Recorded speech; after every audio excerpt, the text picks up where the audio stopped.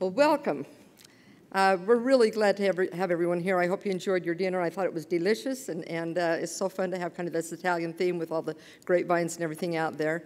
I'm really excited tonight about our lineup of speakers that we've got. We have a great message for you that will help aid in raising loving and responsible children. We raise 6 children of our own, and we know that parenting is difficult, to say the least. Tonight, we hope to offer you some common sense solutions to help you turn the job of parenting into the joy of parenting. Let me just start by saying there are no perfect parents, there are no perfect families, and there's no perfect parenting program. Yet we have all known successful families that seem to have it all figured out, and we often wonder what their secret is. These strong families usually have 3 basic things in common. First, they spend a lot of time together, and they're successful in creating an atmosphere of love and respect. They have rules and goals that they set as a family, and they're consistent in the follow-through with consequences when necessary. They know the importance of monitoring their kids' behavior and staying involved as they get older. Even though different families might have different parenting styles, these 3 basic concepts, I believe, when applied properly, can bring really good results. I'd like to focus my thoughts tonight on the first concept, which is the importance of bonding. Bonding and having a sense of identity is very important to children. When they feel strong bonds with family members, they're less likely to get involved in drinking, drugs, and other antisocial behaviors. Simple things like having regular family dinners can help create these bonds. This is a time when family members can share their experiences or discuss plans for family activities. However, it's important to keep the conversation upbeat and non-judgmental so the kids can feel free to express themselves. Studies show that children that eat family meals together at least 5 to 7 times a week are 33% less likely to become involved in drugs and alcohol, which is amazing. I know that with our busy lives these days, it might not always be possible, but if we make it a priority, I believe it can make a significant difference with our families and the relationship with all of the family. We have found it important, even as our family continues to grow, to have weekly Sunday dinners. We have 28 members in our family, and when everyone comes, with parents jabbering and the kids running around, things can get a bit crazy. But I love every minute of it. The most rewarding part of Sunday dinner for me is observing the interaction between our family members. They really love to come and share stories, talk about politics, and just be together. The grandkids are building relationships with their cousins that will last a lifetime. Having these dinners on a regular basis has definitely solidified our relationship with both the kids and the grandkids. This is one of the best things we do to keep our family close. Having traditions are things that really keep a family together, and they're very important elements in raising children because they instill social values and create a close family tie. Teens are especially vulnerable to outside influences. They are struggling to figure out who they are, and a family tradition helps them with that identity. These traditions provide a strong foundation for them to stand on while they're searching and defining their sense of self. Knowing that they are secure and have a family to turn to is a powerful tool to use against peer pressure, drug use, and other negative situations they may encounter. Our family had a lot of traditions that we did when the kids were growing up, and some of them continue on today. Such as family trips to Lake Powell and Bear Lake, Halloween costume parties, celebrating birthdays together, and the many, many Christmas activities that we enjoy. And those are just a few of the events that we spend together as a family, having fun, just enjoying each other's company, and strengthening our family ties. Christmas in particular has produced some of the most memorable memories together as a family. And a few years ago, my kids gave their dad and I one of our most prized possessions. They made this Christmas scrapbook that includes Christmas pictures of themselves along with their favorite Christmas memories. I'd just like to read a couple of those to you. The one was written by my daughter Shannon, and she talked about one of her favorite memories that she had. And it was a year that the finances were kind of tight. And so I decided, in order to still make Christmas memorable, to have a homemade Christmas. I told the kids, who were 10 and under at the time, that it was going to be a very special Christmas. And instead of buying presents for each other, we were going to make them ourselves. I met with each one of them to help them decide what they wanted to make, got them their supplies, and then they went to work. I told them to keep what they were making a secret from their siblings, and it was really fun watching the kids hide in the room and work for hours on their gifts that they were giving to each other. In the weeks to follow, their anticipation grew, wondering what the others were making and how much their siblings would like the items that they had made for them. I also got into the spirit making homemade quilts, doll clothes, pajamas, and other items. There was a very special feeling that we had in our home that season. This is what our daughter Shannon had to say. One of my favorite Christmas was the year we all made Christmas presents for each other. Kim made stained glass ornaments. Nate made us all something out of wood from a little kit, and I made iron-on t-shirts. I made one for each of the siblings with a picture I drew of them and their name written underneath. It was so fun trying to keep it a secret as we created something unique for each one. I'm pretty sure my t-shirts just got worn as pajama tops, but it was so fun seeing everyone wear them after the holidays. I think that it's really fun to see these great memories in this book, and I'm pretty sure that the best part for me of that special Christmas time was seeing the excitement and anticipation in each of their eyes as they watched to see the reaction of their siblings when they unwrapped their creations, caring more about their reactions than the presents they were going to receive.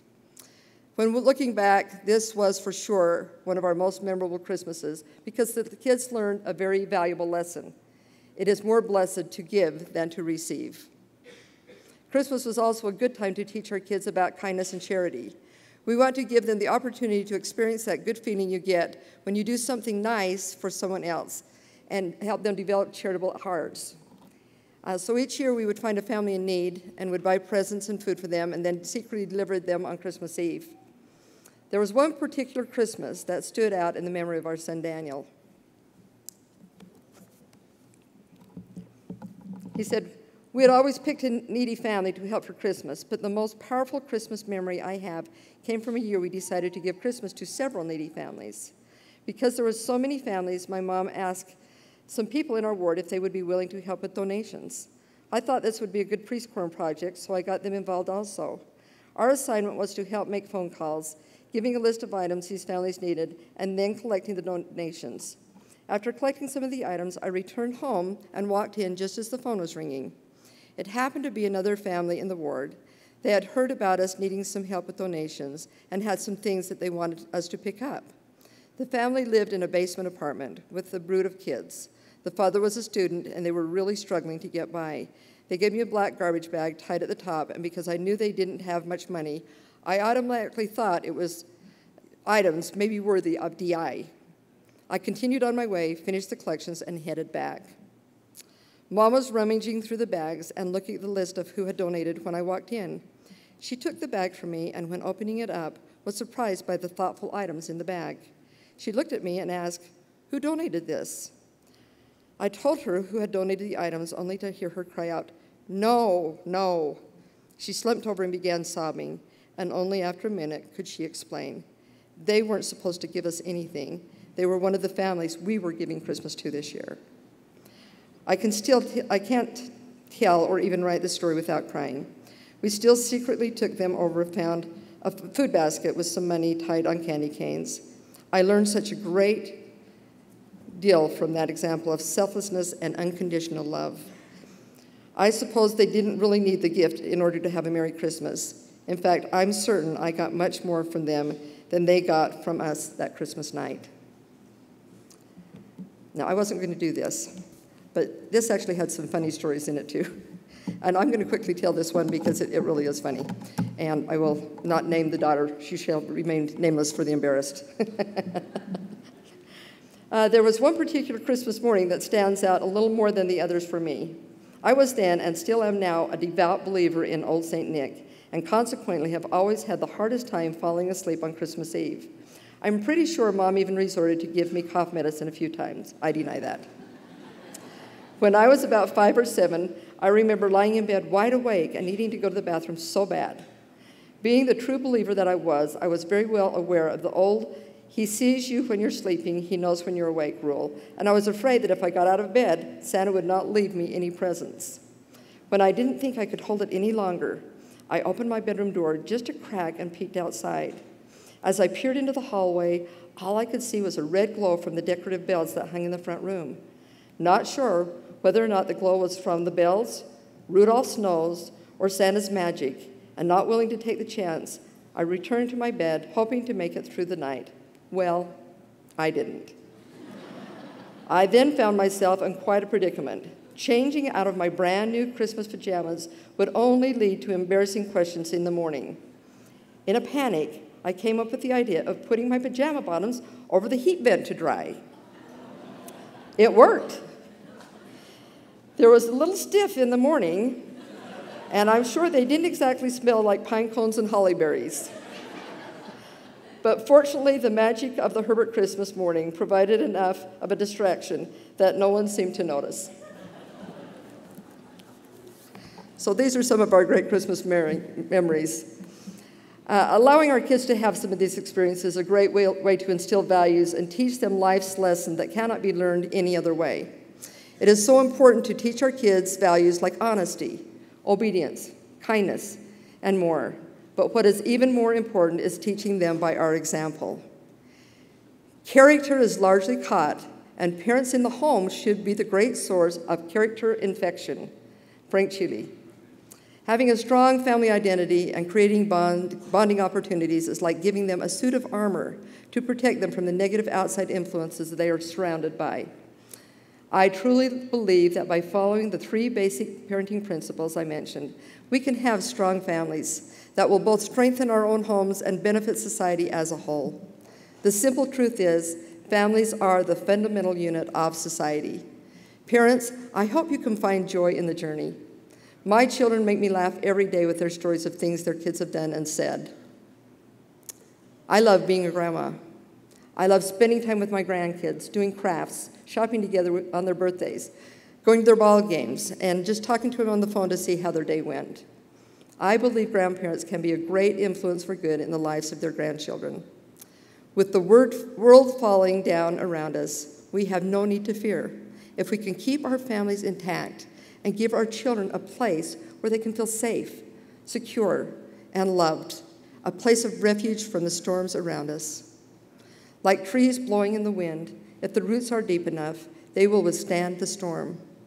May God bless you in your parenting efforts. He knows the importance of strong families and is there to assist you in every way. Thank you again for coming, and enjoy the rest of the conference.